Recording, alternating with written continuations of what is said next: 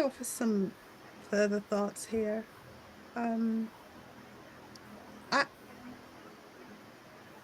I am stimulated by not appear so, but I am very stimulated by the word sound and the energy that we bring to this important discussion for a number of reasons. One is I love the analogy of birthing and rebirthing on different levels in different ways. I think that's really fundamentally what we're about. Believing that that which has gone before doesn't have to be the way that we continue, especially as we are sitting within the context of a narrative that says we have another decade for African people of African descent. And that announcement coming from a body of people that are not us. Like we are being given permission to do this for a longer period of time. And the likelihood therefore that there will be funds attached to this, and there will be visibility attached to this and legitimacy attached to this. I think the reference to the process is really key because we've been given a reminder of how we came to be together, each one of us having trod as a result of spiritual calling, because really no one would choose this as a career. There is no money in it.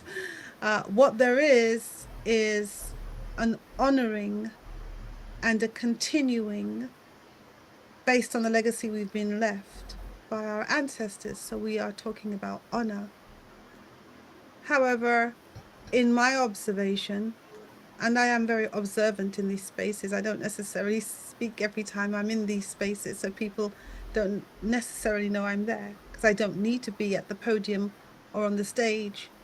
But I am an African woman moving among people who are talking about what's going to happen to the African family. And so it's my business.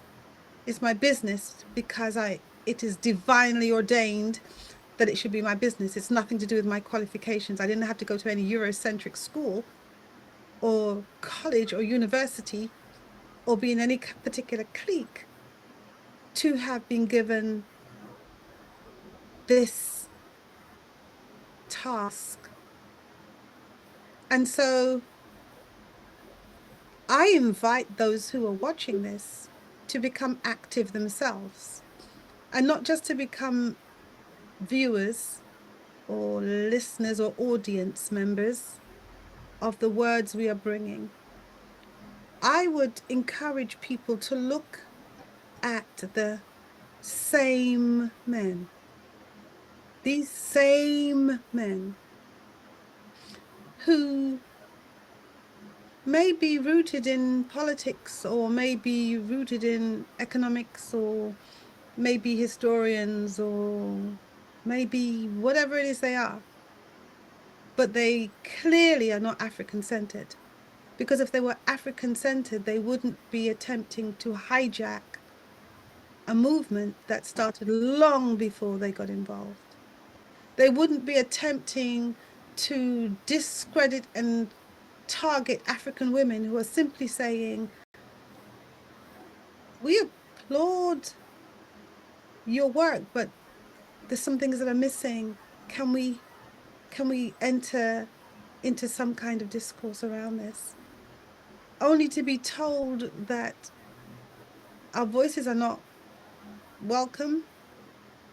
In fact, the public attempt to humiliate us by turning off the microphone in a conference that is about reparations was something of a shock to all of us. I think that was the fire that forged us together, that this could be allowed to happen and nobody object. There were murmurings, but that There is a comfort that these same men enjoy when they're at the top table and they can order someone to turn off the mic, or they can be in another country and sit. They flank white men that they have brought into a space to determine what will happen to the African family. When there are lawyers, very able lawyers within this region, but you bring in white people, and these white people are brought in